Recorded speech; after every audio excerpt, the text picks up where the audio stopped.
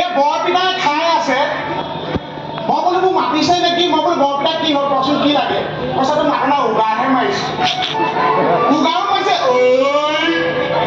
এনেকেনো উগাৰ মাৰিলে। সেই আইগৰাকীয়ে খাই আছে, মোক মাতিছে বোলে ৰান্ধন এফালে আছো, বোলো আই কি হ'ল কওকচোন, বোলে আয়ে লাড়ুটো দিলে, লাড়ুৰ মাজতেতো গোটা গোটা কি ওলাইছে, পাছতহে গম পাইছো লাড়ু ভিতৰত গোটা গোটা একো নহয়, আই দাঁতটোৱে হৈ তাত সোমাই গ'ল। এনেকে নাখায় নহয়।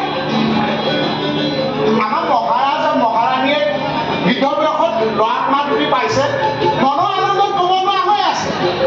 সিফালে ৰান্ধনে কি খাইছে, মই আপোনাৰ বাচন ধুওঁতে ধুওঁতে পানীৰ লগত লাগোতে লাগোতে মোৰ শৰীৰৰ অৱস্থা নাই। আপোনালোকে চাব নেকি? চাব, দেখিছে মোৰ অৱস্থা নাই, কিন্তু মই কি খাইছো কোনোৱে কিন্তু একো গুৰুত্ব দিয়া নাই। ৰাণীয়ে ওচৰলৈ যাওঁ, মোৰ ৰাণীয়ে দিয়কচোন কিবা এটা পইচা তই খাব নালাগে, আলহী শুশ্ৰূষা কৰ। আলহী শুশ্ৰূষা কৰিলে তাৰমানে মোৰ পেটটো শুশ্ৰূষা কৰিব লাগিব। এবাৰ বোলো নাই নাই, ৰাণীয়ে খুজি থাকিলে মই খাবলৈ নাপাম, সেই বুলি খোৱা খোটালিটোলৈ সোমাই গ'লো, দেখিছো এতিয়া দৈ মলা এটা। মই বোলো এইটো আৰু মই আদেশ ৰাণীয়ে ল'বলৈ নাই দেই। দৈ মলাটো আনি পেলাই মনে মনে দুৱাৰৰ চুকত থলো, কোমল চাউল নিজে আনিলো, পুৰা গুড়ৰ সৈতে একদম সানি সানি খাই দিলো। সেয়া দৈ মলা নাছিল, ৰাইজলে আমাৰ চু নাছিল, গোটেই ডাকি মোক শেষ কৰি পেলালে। কিন্তু সেই যদি নশুনা মই কিমান শুশ্ৰূষা কৰিছো। আপোনালোকে আকৌ নক'ব দেই, বোলে ৰান্ধনাই ভিতৰৰ কথা আপোনালোক কৰাইছে বুলি নক'ব। মই মোৰ মনৰ কথাখিনি কৈছো। এবাৰ কি হ'ল গম পাইছে নাই, আমাৰ ৰাণীয়ে আকৌ অদ্ভুত কাৰবাৰ কৰে। মধ্যৰাতিয়ে ৰাণীয়ে হেনো একটা কুঁহিয়াৰ খাবলৈ মন গ'ল। মধ্যৰাতি কুঁহিয়াৰ খাবলৈ মন গ'ল, নন্দ মহাৰাজক ঠেং ঠেঙাই থাকে। ৰাণীয়ে বোলে নন্দ মহাৰাজ মোক কুঁহিয়াৰ খাবলৈ মন গৈছে। মহাৰাজে তিনিখন বাৰী পাছফালে তাক কুঁহিয়াৰ বাৰীৰ পৰা কুঁহিয়াৰ আনি নাখায়, কুঁহিয়াৰ আনি পেলাই ৰাণীয়ে নিদিয়ে।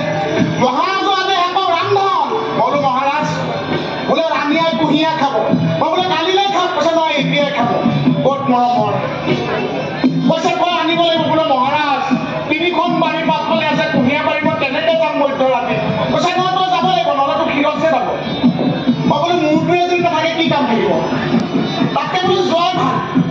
সেয়ে বুলি মনতে ঈশ্বৰৰ নাম লৈ তিনিখন বাঁহবাৰী পাৰ হৈ মই লাহে লাহে গৈ আছো।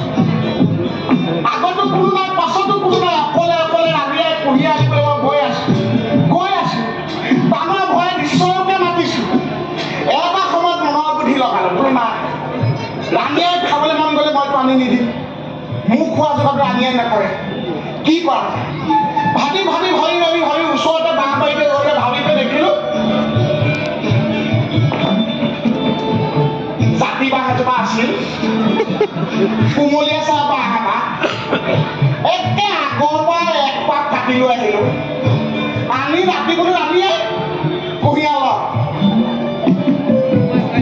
ৰাণীয়ে কাষতে আছে, একে কুঁহিয়াৰ বুলি জাতি বাঁহৰ আগটো যি চুবাইছে,